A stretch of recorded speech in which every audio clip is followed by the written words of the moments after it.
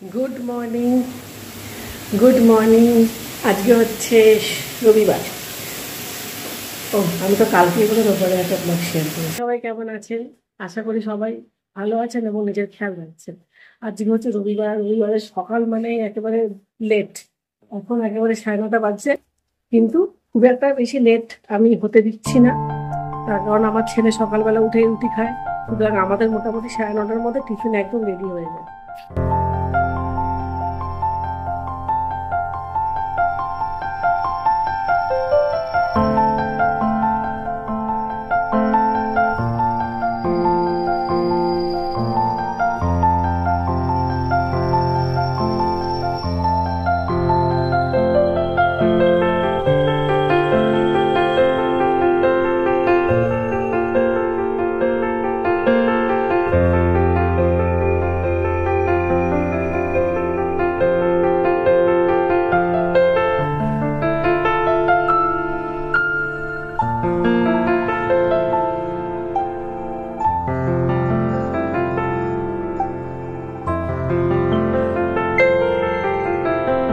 অনেক রকম অনেক ভাবনা চিন্তা মাথাতে এমন এসে গেছে না, এখন দৈনন্দিন কাজে ভীষণ ভুল হয়ে যায় আমার, সত্যি কথা বলতে।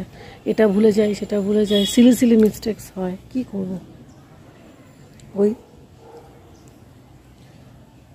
আবার নিজেকে বোঝাই, নিজেকে গ্রুম করি, এইভাবে করলে হবে না, এইভাবে করলে হবে। মোদ্দা কথা কি বলুন তো বন্ধুরা, জ্ঞান দিতে না সবাই পারে, আমিও দিতে পারি আপনাদের। নিজের লাইফে যখন ঘটবে তখন দেখবেন ওই জ্ঞানগুলো কোনো জায়গা নেই, কারণ প্রত্যেকটা মানুষ আলাদা, তাদের রিয়াকশান আলাদা, তাদের সিচুয়েশান আলাদা। একটা জ্ঞান সবার জায়গায় কিন্তু খাটবে না, খাটেও না কখনো।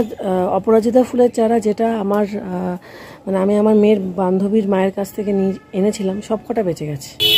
আজকে বিছানা আমার মেয়ে গুছিয়েছে, ওকে বলেছি তুমি সবার লাস্টে ঘুমতে কুটেছো, তুমি বিছানা গুছো। ব্লগে শুরুতেও বোধহয় কথাটা বলেছি, তো ও গুছিয়েছে, এই যে ওর মতন করেও গুছিয়েছে, ভালো গুছিয়েছে,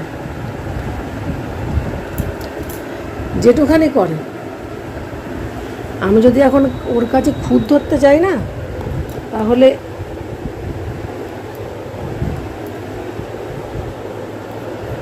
ও আর কাজটা করতে চাইবে না, ওর কাজ করার আগ্রহটা চলে যাবে। বাচ্চাদের কাছে কখনো খুদ ধরবেন না, ওদেরকে নিজের মতন করে করতে দেবেন, তবেই যখন নেক্সট টাইম আপনি বলবেন ওরা করবে। আপনি যদি ওদের কাছে খুদ ধরেন, না এটা ভালো হয়নি, এটা সেকেন্ড টাইম কিন্তু আপনি ওদেরকে করাতে পারবেন না। আর বাচ্চারা খুব সেন্সিটিভ হয়।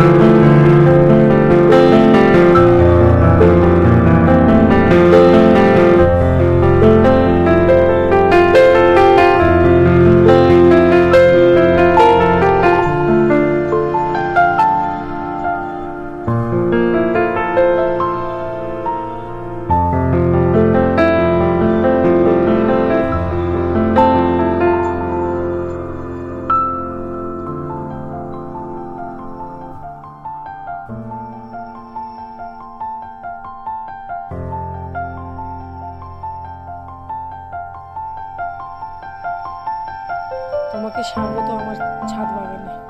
আমাদের